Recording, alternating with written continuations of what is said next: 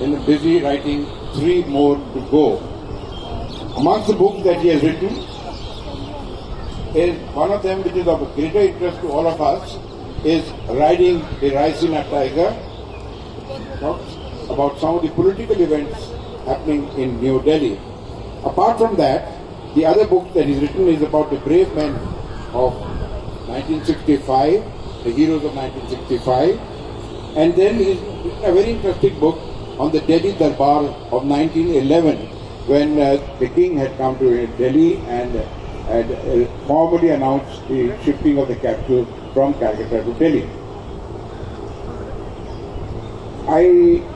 Today we shall only be discussing his book, which is about the National Defence Academy, and that book is titled Academy Bonded for Life. This is about his experiences during his 6 terms while at the National Defence Academy.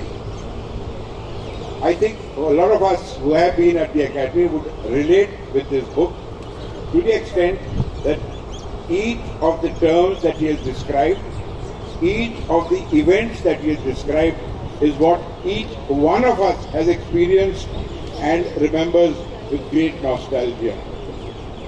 Colonel Agarwal, I have only one objection about your book. Sir. May I start off with that objection first?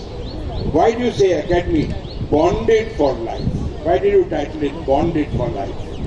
So this was a little bit of wordplay, and so when I was finishing this book, I put a query on my Postmates group that I'm doing this book on Academy, so what should I call it? And I got a couple of suggestions. So this Bonded for Life was a prominent suggestion, and interestingly, when I was fortunate enough to get the Commandant NDA to release this book in the foyer of the Sudan block, and when he was releasing the book, he actually caught on to the wordplay. He said, I'm fortunate you didn't say bonded labor for life. So that was a bit of a wordplay. Of course, the bonding that one develops with not just your Postmates. So when we spoke, you're about 30 years senior to me, but we immediately bonded because we had that connection of, having gone through the same days in the same academy. So it is certainly bonding for life. Of course, bonded labor is just wordplay and a bit of fun and games. Thank you very much. Just now that you mentioned it, I happen to be from the 14th NDA course, and Rohit happens to be from the 75th NDA course. That makes a gap of how many years? I can't remember. 30 years. 30 years, right? 30 years. Okay.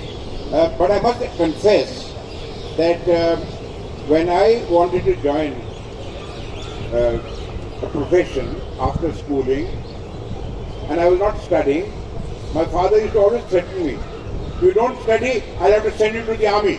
Little did he realize then, nor did I realize it also, that the army meant studies before you join, studies while at the NDA, studies while in service, and continuous studies all the way up till you get the highest ranks.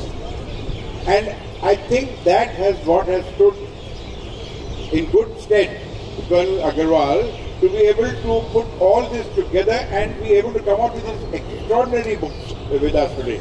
Am I correct, Rohit? Certainly, sir. And apart from studying and whatever, I think a lot of exposure to staff jobs and making noting sheets really helped me correct and a lot of very generous senior officers who kept correcting my English helped me in developing a good writing style. And experiences that you have gone through are very easy to write about. So a couple of my books are about my own experiences. And then they say that, if you can't do great things, you can write about others who have done great things. So that is another model I have followed when I have written about war heroes, and when I have written about whether it was the Delhi Darbar or whether it was about the First World War. It's basically chronicling what other people, great people have done. So you may not have done great things yourself, but you can write about what others have done. One of the chapters in this book, he is actually very beautifully made chapters starting from his first term, going up to the last term, and in that period, that first term, what he experienced, he put them all down into sub-chapters, if I may say so.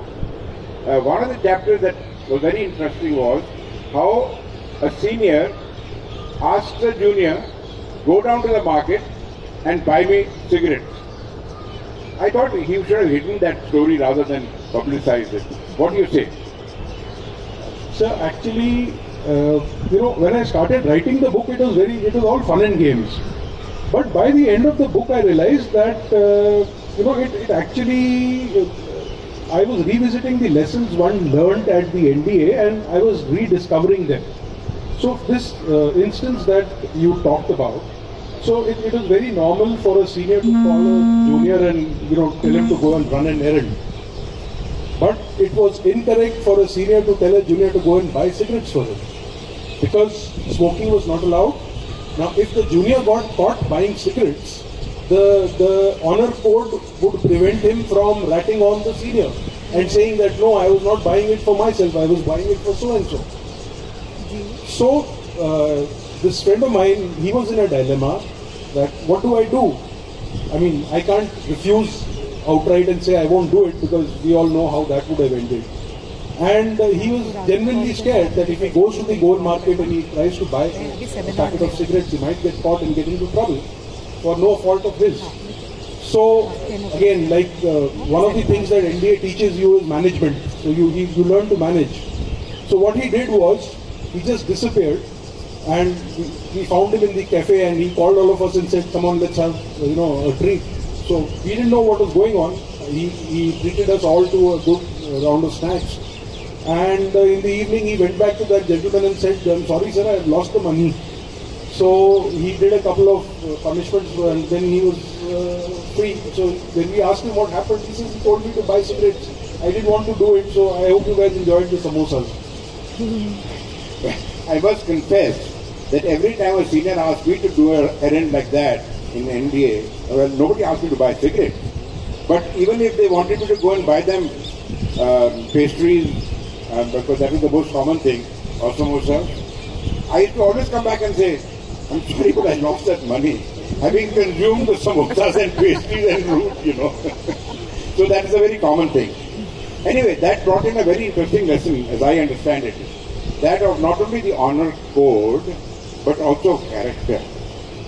Is that correct? Is that what you were trying to bring out? Yes, sir. So, and actually, that came out as an afterthought when I had written that down. I said, yes, this is what we learned, that there is no way that you can let your comrade down or let your brother-in-arms down by in any way. And yet you find, you are thinking on your feet to get out of situations which are troublesome. You are able to take risks. You are able to withstand punishment. You are able to, face that challenge and come up to, even in a small situation like this where you are in a moral dilemma of whether I should buy cigarettes for a senior or not. In one of the chapters, you talked about the differences between cadets that came in from the Kendriya Vidyalaya or who came in from lesser schools or came in from with different levels of society. Now, I don't remember in our time anybody thinking on those lines. Why did you make a special mention of it here, especially? Was there a marked difference? Was there a difference in their background that was causing an issue? Or was it their eventual capabilities mattered as a result of their background? So, what you're mentioning, I have talked about it on the chapter in the first term. When you land up at the academy, you find the difference between people who are from RIMC or from Sainik schools or military schools who have done 5 years doing what you are supposed to do in the next 3 years also. So certainly they are much better off. Then you have a few who have been in schools like Mayo or Duke School, where they have also been exposed to a little bit of physical fitness or some sports. Personally, my father was also in the army, so I studied in 12 schools over 14 years, from Kendriya Vidyalayas to convent schools to finally Army Public School, Delhi. So I never played a game in school. I never played a sport. So initially you find the difference between people who come from military schools or sainik schools are physically fitter, they adapt quickly and they are smarter because they have learned to manage earlier. But like you were saying, by the time probably you reach third term or fourth term, the differences just go away. And it doesn't matter what your background is, it doesn't matter who your father is, it doesn't matter which part of the country you are from, you are at the end of the day, number so-and-so, cadet so-and-so, so-and-so student. That's it. And it is how well you do over there and how much of effort you put in. That's what matters.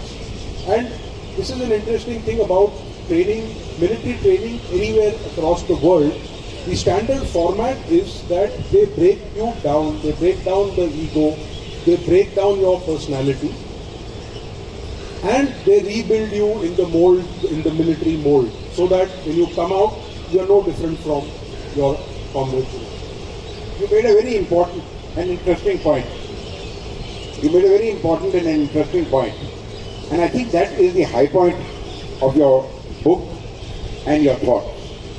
That due to the military training, it starts from the NDA and goes all the way up the ladder. There is certain equalization that takes place and there is certain character building that takes place. I think that is the important part of what NDA plays and what you have tried to bring out in this book. So may I get an endorsement on my view? Absolutely, sir. 100%. Friends, I think we have to stop here. I've gone through this book. I promise you that I thought of my own days. But instead of cycling and being on top of the cycle, have to carry the cycle on your head as a punishment, or having to change your one rig into the other rig in 1.5 minutes, and then to be able to still smile at the end of it all. That means the NDA has not changed. Yes, sir. Thank you very much. Thank you, sir. Thank you. You've said a lot more than what was said in the book, and I'm delighted to have interacted with you. Thank you. Thank you, sir. Thank you, sir.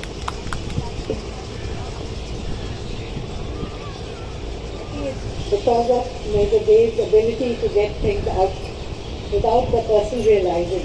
Very nice, very interesting. May I request you to please participate?